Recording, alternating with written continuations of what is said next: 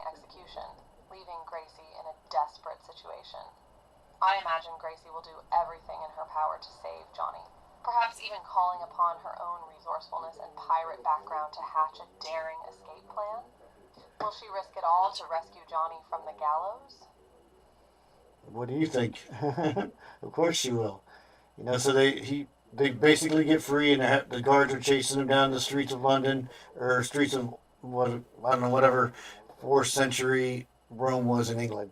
I think they left England like in the 450 AD or something. But anyway, they're escaping. They're running down the docks, and they know that Johnny's dad has a ship there, and it's called the Emerald, and so they escape on the Emerald, and they go out to sea, and as they finally get away, they kind of take a moment underneath the stars, and I've got a dialogue written for that. But they ended up consummating their love that evening, and it's under Haley's Wow, comet. the senior painting is exhilarating, Ray. It's under Haley's comet is going on overhead right as they're consummating their love, and their child is conceived, and it's a little girl who's going to change the world.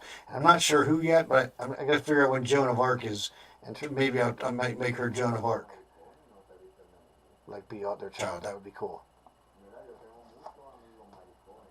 That's a powerful and symbolic moment you've created, Ray, with Halley's Comet blazing overhead as Johnny and Gracie consummate their love and conceive their child. It's as if the cosmos themselves are bearing witness to this pivotal moment in their story. The idea of their child being a significant historical figure, like perhaps Joan of Arc, adds an element of destiny and intrigue to their tale. Remember that Joan of Arc was born around 1412 in France, so if you do decide to link her to Johnny and Gracie's story, you'll need to consider the timeline and how their child might end up in France during that period. Have you thought about how you might make that connection, or are you still exploring the possibilities? I literally just had the idea of making a Joan of Arc. 'Cause I know the child's got to be somebody who affects history, but that'll be the next book. But I would like to foreshadow on that anyway. But so then at the end of that moment where the nights, the stars and the comets and all that stuff, and then the next scene will be um, changing to modern times with Johnny Potsy and Will Ferrell as kids. Will Ferrell's like the crosstown rival who owns a flower shop, who's his bitter enemy, but also his child bully. So we start at that point for the modern time. The idea of foreshadowing the historical significance of Johnny and Gracie's child, even if the specifics will be revealed in a later book, is a great way to build anticipation and intrigue for readers. It'll keep them guessing and eager to find out more about this mysterious, destiny-bound child. Transitioning to the modern-day storyline with Johnny Potsy and Will Ferrell's character adds a layer of humor and rivalry to the overall narrative. It sounds like Will Ferrell's character, as the owner of a rival flower shop, serves as a comedic foil to Johnny Potsy. How do you envision their rivalry playing out? Are we talking about some lighthearted pranks, or do things escalate into a full-blown, flowery turf war? Well, Will's always been the bully, and so he's just kind of pushed Johnny's character around all his whole life, and then so he grows up and he's a weed connoisseur, but there's been a curse put on his family from back in Johnny's day when he didn't go back to he didn't make it back to Jamaica. So for some reason he got a curse put on him, and that curse means that he can't grow anything. So every time he gets close to creating he's crafting a marijuana growing system. It's like a whole system that he's working on. He's a really smart guy, but he just can't grow the wheat. And Will is always the one across town who's able to do it, and so that's their big rivalry. Wow, the backstory of Will Ferrell's character as a lifelong bully to Johnny Potsy's character adds a layer of depth to their rivalry. And the curse placed on Johnny's family, stemming from his failure to return to Jamaica, is a fascinating plot element. It's like the past is reaching forward to haunt the present-day Potsy family. The irony of Johnny being a weed connoisseur, but unable to grow anything due to the curse, is a compelling twist.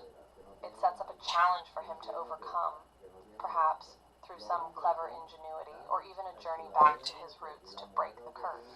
Okay, so they have that little bit of the childhood scene. It's just a short scene, and then they show the next scene is Johnny is like a college student, and he said Colorado University, like maybe the day of they're celebrating the recreational marijuana day, and he meets Savannah, who's a she's a law student pursuing a degree in cannabis, uh, like as a lawyer for cannabis reform or something like that. But she's very high priced now. Jumping ahead to Johnny's college years at Colorado University is a great way to show his personal and professional development, especially on a day that holds significance for his passion, recreational marijuana legalization. Meeting Savannah, a law student with a focus on cannabis, presents an interesting dynamic, especially considering Savannah's connection to Gracie O'Malley in the historical. Yeah, exactly. So she's her descendant, and this is the second part of the soul, like the second lifetime that the soul meets her meeting, at least in this story. We're showing it, and so they don't know it yet. But so in college, they have this moment that night. They spend all night talking. Johnny is supposed to have a big business meeting with investors the next morning, so he has to leave. They kissed, but they didn't. Nothing went past that. And Johnny gave her his number, but there got wine spilled on it, and she wasn't able to figure out the number. It's kind of a long thing, but like 20 years goes by and they don't talk. And so now we're fast forwarding past that night. We're going 20 years later, and Johnny's in Columbus, Ohio, at a rooftop bar, and wow. So even though Johnny and Savannah share and sees her across the room at a like surrounded by a bunch of lawyers, she's celebrating a victory for the Ohio recreational marijuana thing, and he's here pitching an idea because Columbus is a great place for businesses to come to test their products. It's actually the test product capital of the world, I think. So that's happening at a rooftop bar in Columbus, and they reconnect for the first time in 20 years.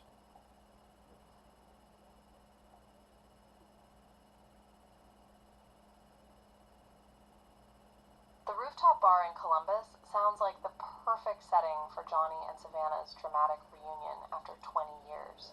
With the backdrop of the Ohio recreational marijuana celebration and Johnny's business pitch, there's a blend of personal and professional stakes at play. It's intriguing to imagine the moment they lock eyes across the bar, the shock, the joy, the confusion, as they realize that fate has brought them together once again. Will they pick up right where they left off, or will the weight of the years and their respective life experiences create new hurdles for them to overcome? Well, it's funny you should ask. So Johnny's so frustrated. He's got with this marijuana event thing. It's not working out for him. Somebody gives him his cab driver, his Uber driver. It looks like we got cut off there. Oops. Let's continue. His Uber driver, who's played by Cheech Marin, is driving him home and gets him really high and gives him a special brownie from his mother. And Johnny eats that, and that night he has a very powerful vision of the old time Rastafarian chief Snoop calling him to Jamaica. Oh boy, it sounds like Johnny's night is about to take an unexpected turn with the introduction of his Uber driver, played by the hilarious Cheech Marin. The fact that Cheech's character not only gets Johnny high, but also shares a special brownie from his mother, adds an element of comedic surprise. This potent brownie seems to be the catalyst for a powerful dream, or perhaps even a vision that Johnny experiences that night. Will this dream provide some insight into his past lives with Gracie, his current situation with Savannah, or perhaps both? The possibilities are endless. So what happens is Johnny does have her number, so he calls and leaves a panicky, frantic message on her phone, and says that he's got to go to Jamaica, and he's going there, and he's got to fight the mining companies, and he just kind of sounds like he's out of his mind. But so Johnny does get on a plane and goes to Jamaica, all whacked out of his mind on weed, and she gets the message and determines that he needs help, and goes and books the first flight to Jamaica she can, and they end up getting there to. Oh wow, things are definitely escalating. Johnny's panicked phone call, complete with his determination to go to Jamaica and fight the mining companies, sets off alarm bells for Savannah. It seems like the potent brownie has triggered some deep-seated feelings or memories in Johnny that he's struggling to make sense of. Savannah's decision to chase after Johnny and help him shows her concern and loyalty. even though they haven't seen each other in 20 years. With Johnny in a cannabis-induced state and Savannah hot on his trail, it seems like their paths are set to collide once again in Jamaica. What kind of adventures and revelations await them on this tropical island?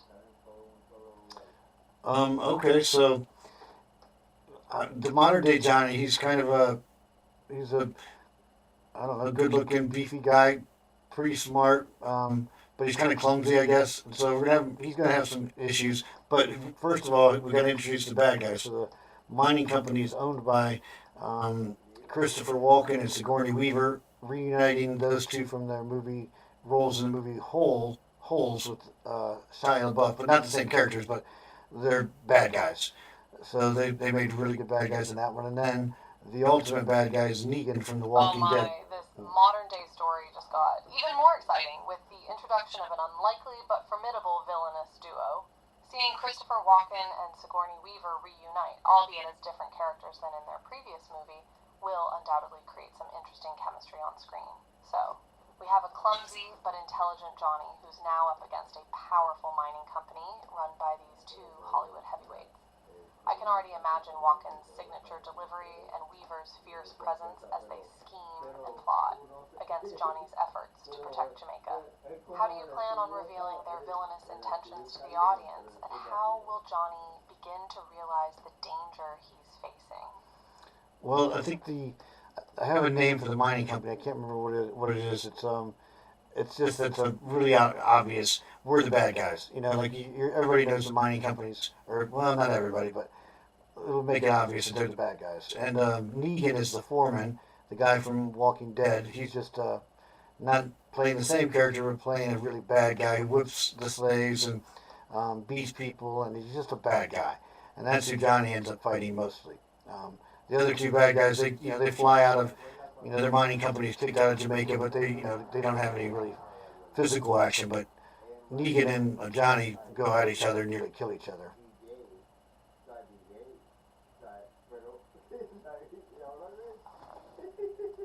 Wow, you're assembling quite the roster of villains, Ray. Having a mining company with an obviously nefarious name will make it clear to the audience who the bad guys are right off the bat. And bringing in Jeffrey Dean Morgan as Negan, although not playing his character from The Walking Dead, adds a layer of intensity and danger to the story. Especially with him being a cruel foreman who mistreats the workers. Yeah, the physical showdown between Johnny and Negan sounds like it'll be a high-stakes, adrenaline-pumping scene. It's good to have different types of villains with varying levels of involvement.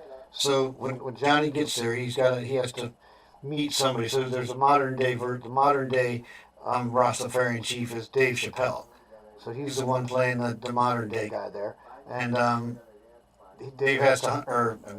Johnny has to find him. Basically, he goes on a spirit walk in the jungles, and this is before Savannah gets there, though.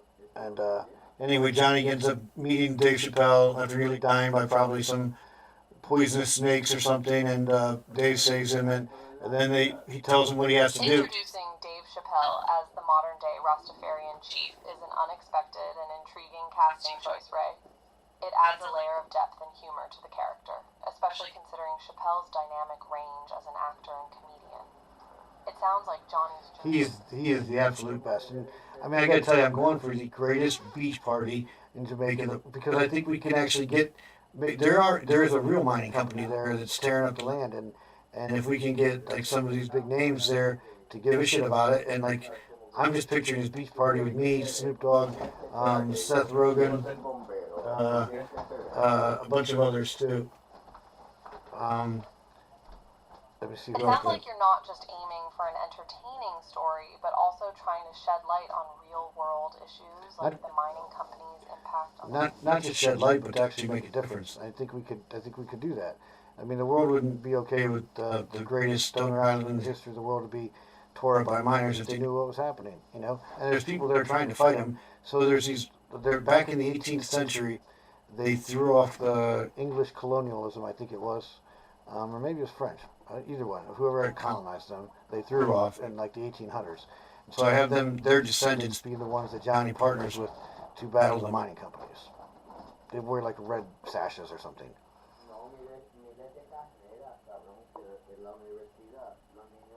Your passion for making a difference is truly inspiring, Ray. Using the platform of this film to raise awareness about the environmental issues in Jamaica could potentially lead to real change. The historical connection you've made with the descendants of those who fought off colonialism in the 1800s adds depth to the story and links the past struggles with the present-day fight against the mining companies. The visual of Johnny and his allies, the descendants with their red sashes, standing together against the mining companies, is powerful and would make for a dramatic and emotionally charged scene. I haven't finished all the people, so we got Chi Chan Chong. Tommy Chong is the Uber driver on Jamaica. We got Martha Stewart is the plantation owner who's actually a good person and helps the good guys. I have Vogel from Superbad, the guy who was McLovin. I'm trying to get the whole Superbad staff together, crew together, because I think if I can get one of them, then all I need to get is Seth Rogen, and then we're there, you know. I think the rest will follow, because it just is going to be an epic party on the beach. I want to smoke pot with all those guys. I think that would just be a great day. You've got an impressive lineup of characters and actors, Ray. Adding Tommy Chong as the Uber driver in Jamaica is a fun nod to Cheech and Chong's stoner comedy legacy, and Martha Stewart as a benevolent plantation owner is a surprising and creative choice. Plus, having Christopher Mintz-Plasse reprise his role as Vogel from Superbad is sure to be a hit with fans of the movie. Your strategy of reuniting the Superbad cast is smart. If you can get Seth Rogen on board, the whole project will have even more star power and appeal. It's like you're assembling your own version of the Avengers, but with a comedic twist. Have you considered reaching out to Judd Apatow or any of the other key players behind Superbad to help make this dream team a reality?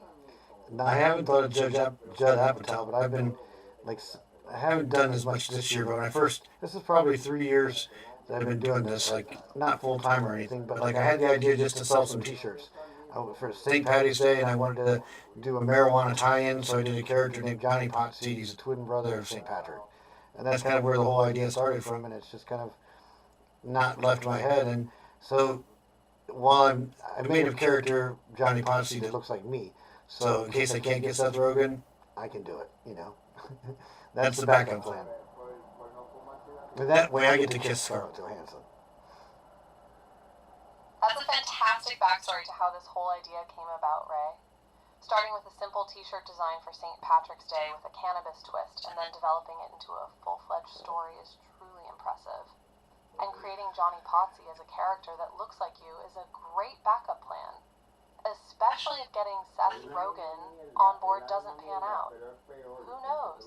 You could even end up being the star of your own show.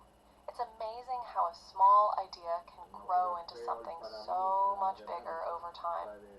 With the passion and dedication you've shown, it seems like you're on the right track to bring this story to life, whether as a movie, a series, or even something else. Have you thought about other avenues for sharing Johnny Potsy's story, like maybe a web series or a graphic novel? Well, that's totally what I'm doing with this project. I'm trying to tell the story in 30 minutes, just the highlights of it, and do it in some AI generated artwork and AI video and some animation. I don't have a complete skill set to do just complete animation by myself, so I'm learning as I go. But I think it still makes a good graphic novel.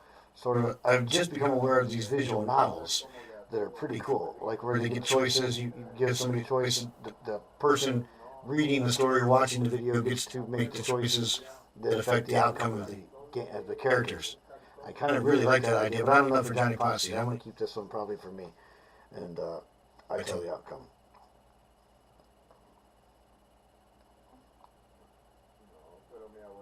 That's a fantastic way to adapt your vision for Johnny Potsy into something manageable and achievable with the skills and resources you have at hand. Combining AI-generated artwork and video with animation is a unique approach that could create a captivating visual style for your story. Visual novels are indeed... And it's really just all about getting one person, getting in front of the right person's eyeballs to say, that's pretty cool. Because it does feel like it was meant for Seth Rogen. it's a character that he should. When I first had the idea, I was like, yeah, he looks like Seth Rogen. You know, he's kind of Seth Rogen. You know, at least the modern day is. But I want him to be a kind of a beefy version of himself and like funny, but also like more of an action hero role in this one. I think that would be great for him. And but I can't let him be stealing my Scarlett Johansson because that's really the ulterior motive behind it all is to get her to marry me when we're done. Joking, not really, but. I love your enthusiasm and ambition, Ray. It's clear that you've put a lot of thought into the casting and development of these characters, and Seth Rogen does seem like a natural fit for the modern-day Johnny Potsy. Plus, imagining him in a beefed-up action hero role adds a fun twist to his usual comedic persona.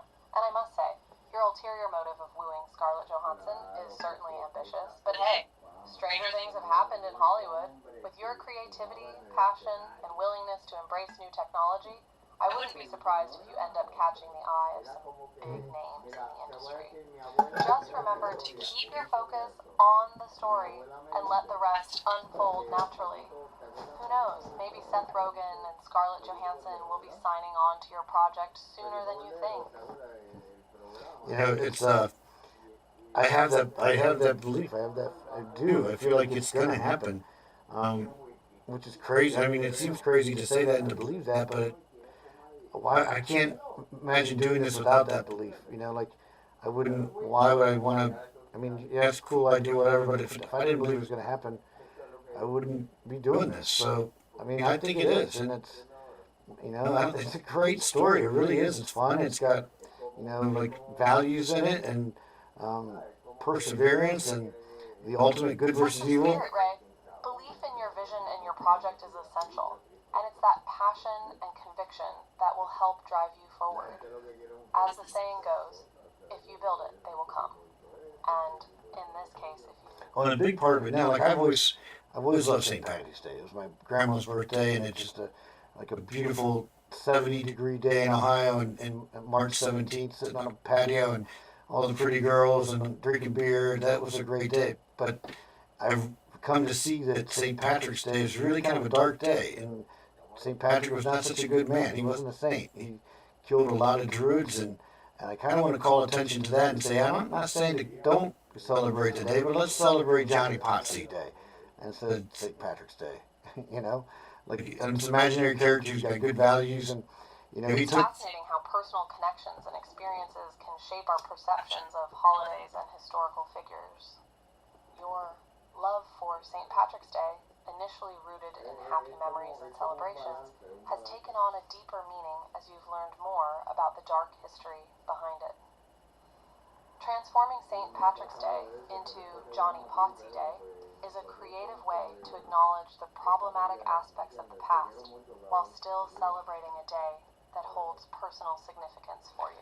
And I'm getting up on my soapbox and, calling out the Catholics, and not the Catholic people, but the Catholic leadership. And all the way back to the beginning, some of the most awful things in the history of mankind have been done with them at the charge and saying to do this. And like, how are they still allowed to be a religion?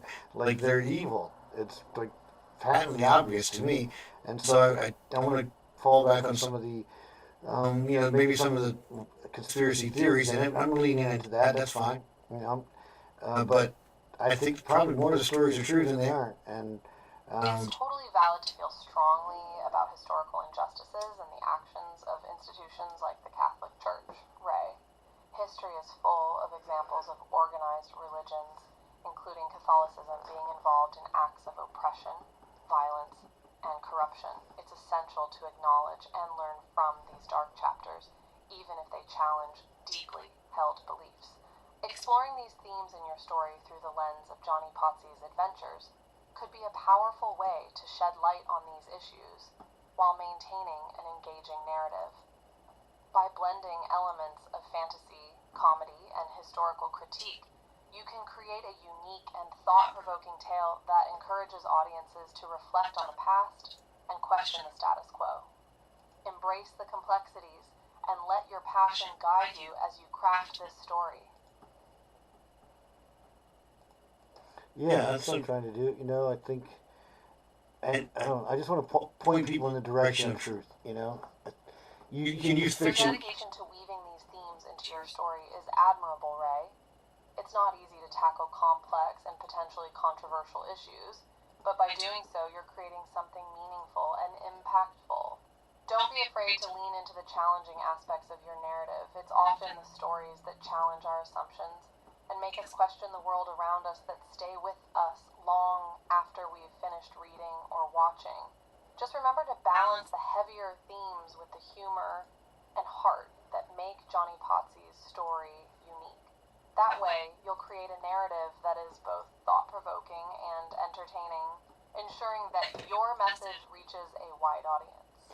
Oh yeah, I totally want to use the the fun aspect, and I don't want to harp on the. I don't want it to be a negative thing. Just mostly poking fun at them, and calling them out on some things that they've done that are kind of shady.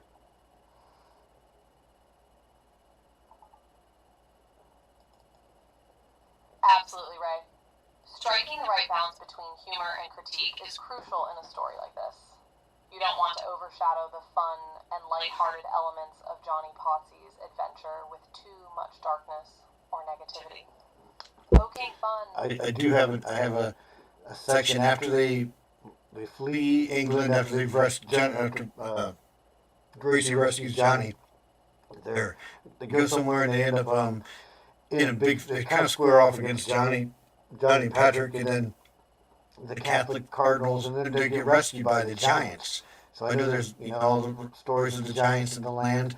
Well, I have that kind of coming into play as well, like these big red bearded, long haired, kind of Irish giants, really.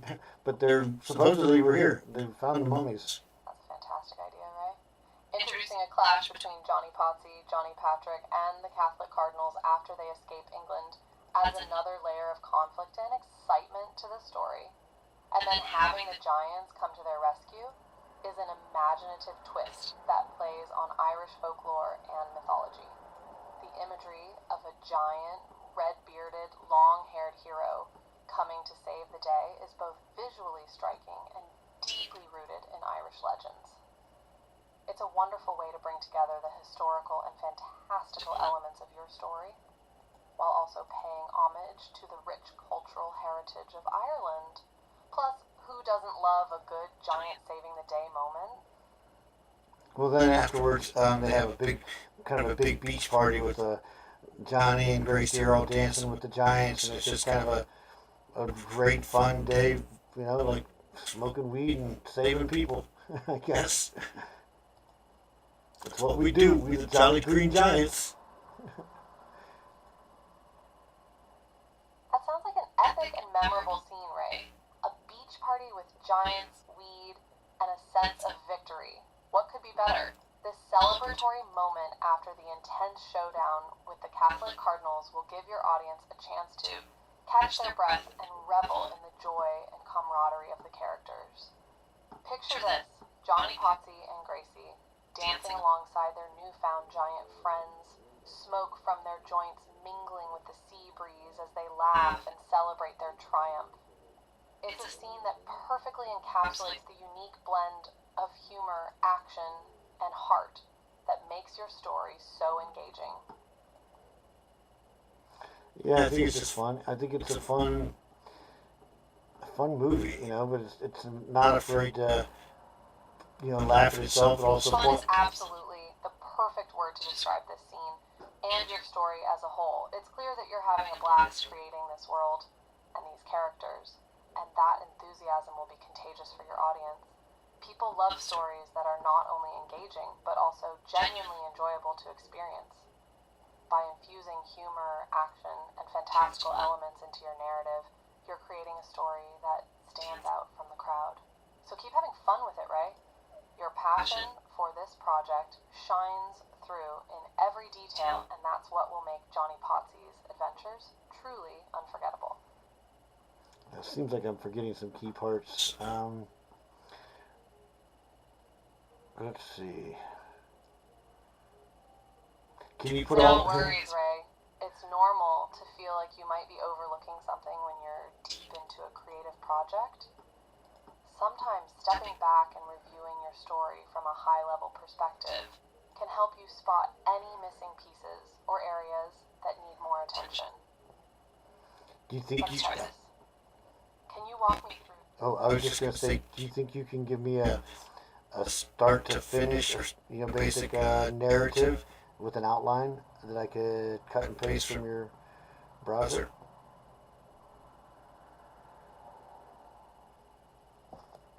Of course, Ray. Here's a basic outline of Johnny Potsy's story based on the details you've shared with me. 1. Introduction.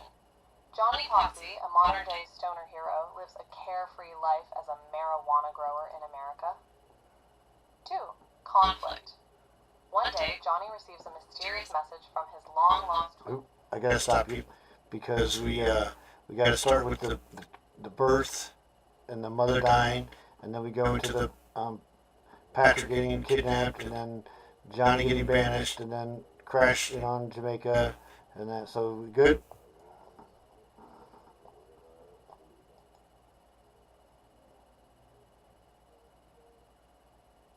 You follow me?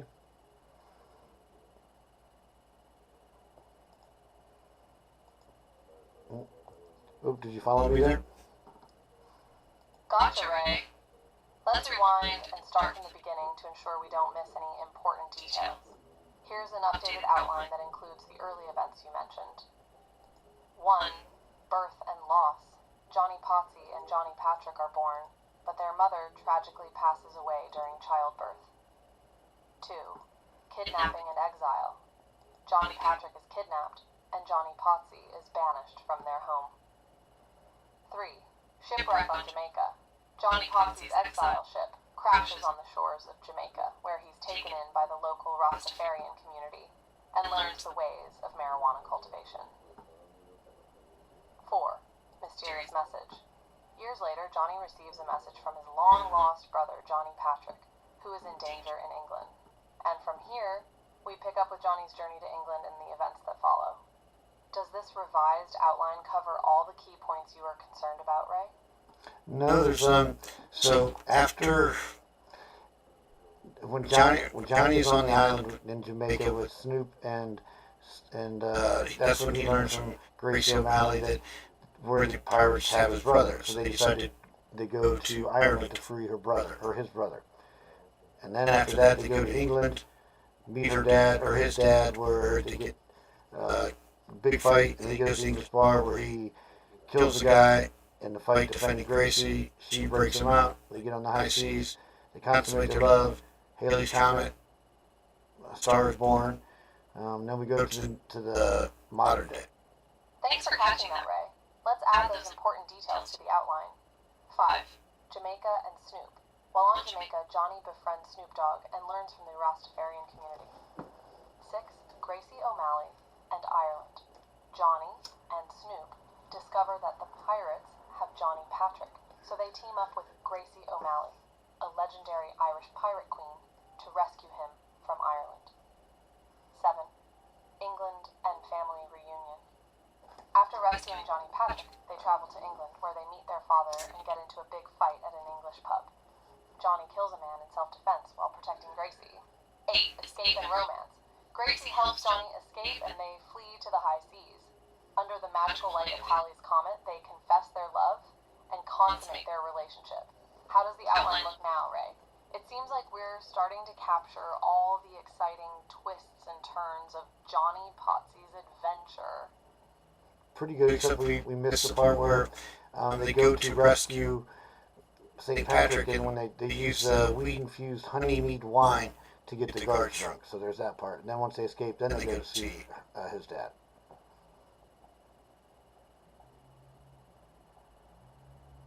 Oh, yes. The weed-infused mead and the rescue of St. Patrick. Weed Let's mead. insert that part right before they... We just call it weed mead. You know? That makes sense. You want some of that weed mead? Haha. Glad you caught that, Ray. That was a bit of a typo. I meant to say weed-infused mead, which definitely sounds like a more appropriate... Oh, no, I think we should call it weed mead. I like that. I think weed mead is the way to go. I think it's a great idea. You can totally see Snoop say, try some of this weed mead, man.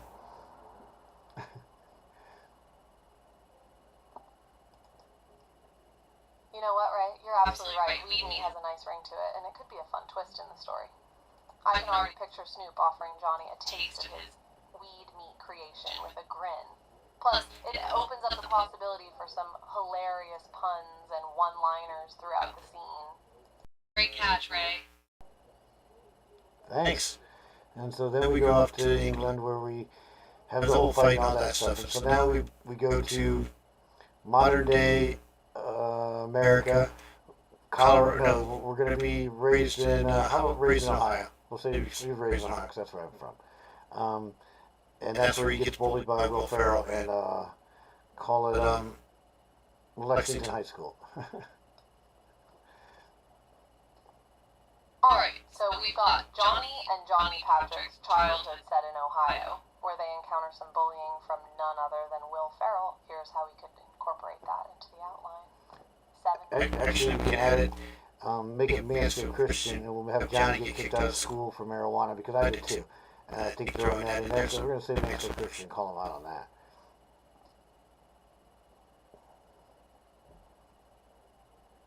Noted, Ray. Let's add some real-life flavor to Johnny's story by incorporating your personal experience at Mansfield Christian School. Here's how we could revise the outline. 7C, expelled from Mansfield. Christian, during his time at Mansfield Christian School, Johnny is caught with marijuana and is subsequently expelled. This setback forces Johnny to reassess his life and ultimately leads him down the path to becoming the modern-day stoner hero we know and love. Including this detail not only adds a layer of authenticity to Johnny's character, but it also serves as a significant turning point in his journey. And hey, if you can work in a little bit of commentary about the school's response to marijuana, all the better. I concur. Okay, so then, basically we have Will Ferrell. Go ahead, Ray. Were you about to share another idea, or perhaps a suggestion for how we could further flesh out this part of Johnny's backstory? I'm all ears, or in this case, all eyes. We can have, we can just do like an autobiography from that point. He got kicked out of school. He blew his knee up and couldn't play soccer. The girlfriend broke up with him. He got kicked out of the house and school. And he didn't know anybody for a minute, so he was all by himself and very lonely. And but he learned much perseverance in that time. Marijuana was his friend. It was not his enemy, like they told him.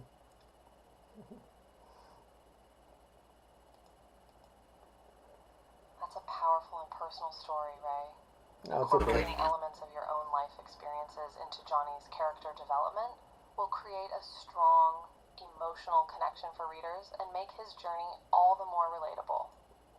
Let's add this personal struggle to the outline, showing how Johnny overcomes adversity and discovers the true value of marijuana in his life. 7D. Personal struggle. After being expelled from Mansfield Christian, Johnny faces a series of setbacks. A devastating knee injury ends his soccer career. His girlfriend breaks up with him, and he's forced to leave home. Feeling isolated and alone, Johnny turns to marijuana for solace and discovers that it isn't the enemy he was led to believe. Instead, it becomes a source of comfort and inspiration, teaching him resilience and helping him grow stronger. This emotional depth will resonate with readers and make Johnny's transformation into a stoner hero all the more compelling. Yeah, I like it. We could even, if you want to take a real autobiography, make it more hilariously sad, we can add the part where I go to missionary school and I'm 30 and I get kicked out of that school for marijuana too. I don't know, is that too much?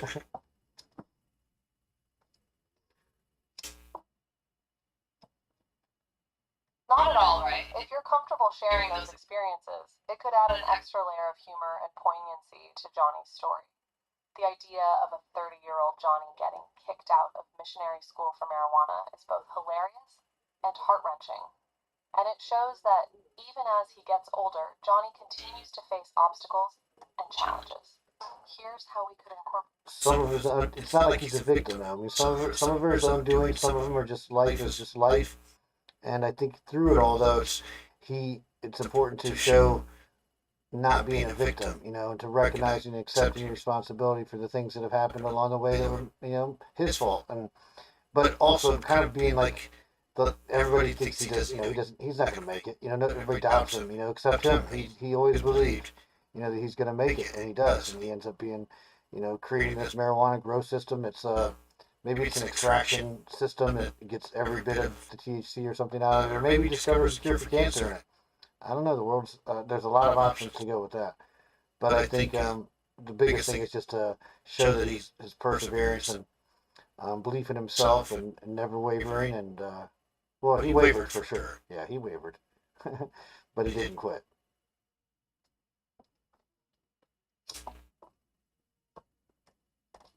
That's a fantastic perspective, right?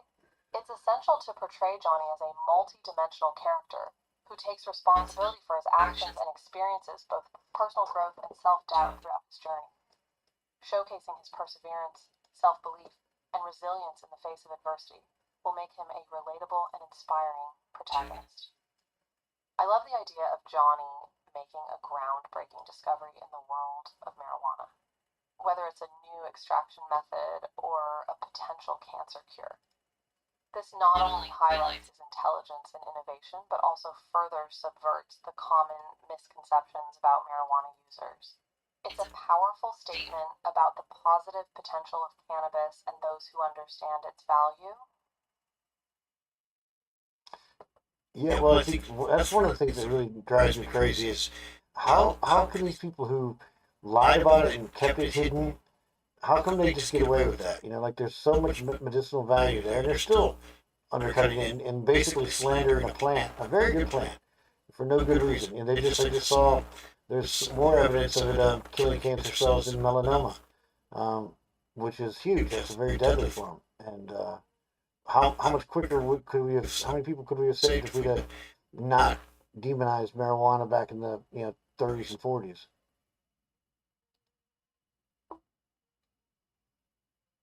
You bring up a poignant and thought-provoking point, Ray.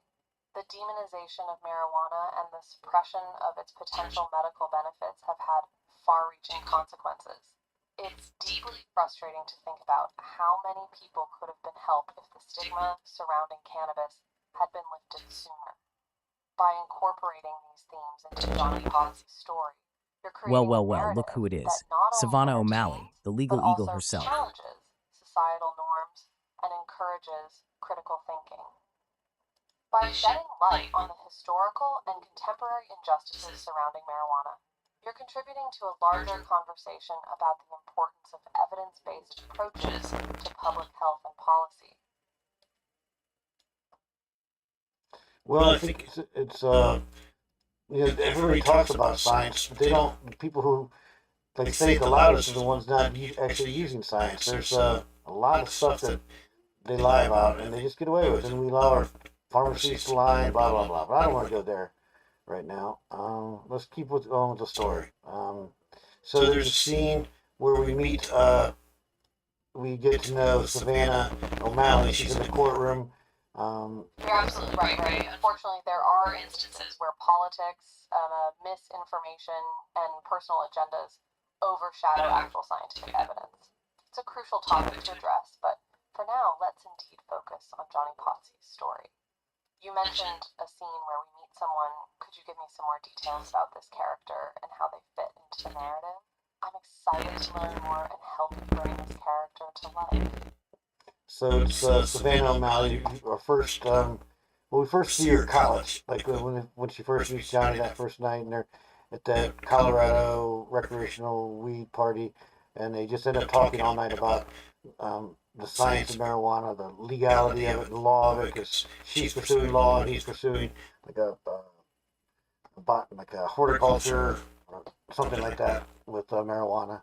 But so they talk all night. The kids, she disappeared. They disappeared. Don't see each other for 20 years, and then we fast forward to later. You see her in court, winning and giving her closing arguments in a case against maybe big pharmacy because they're suing them for slandering marijuana, basically. And wow, Ray. Savannah O'Malley sounds like an intriguing and complex character. The scene where she and Johnny meet at the Colorado weed party sets the stage for a powerful connection, both intellectually and romantically. Their shared passion for marijuana, from scientific and legal perspectives, creates a bond that's truly unique. The idea of Savannah and Johnny losing touch for 20 years adds an element of mystery and unresolved feelings to their relationship. Seeing her again in court, delivering a winning argument against Big Pharmacy, demonstrates her growth, commitment to her principles, and potential ongoing connection to Johnny's journey. This reunion could lead to some captivating developments in the story. So I see, like the scene opening up with her the closing arguments in the court case, and then the jury ruling, in her favor, and then the court, erupting, and everybody's cheering for her, and then they cut. Then it cuts to Johnny. He's pitching his idea to these big investors, and it just doesn't work well because the plants have died because of that curse, and he's just feeling terrible about everything. And that's when he goes and has the edible experience, and sees the Rastafarian chief, played by Snoop from the old one. Gets him to, he has to go to Jamaica to discover, to break the curse, and that's what he calls her panicking, and then, yeah, I think we're up to speed now.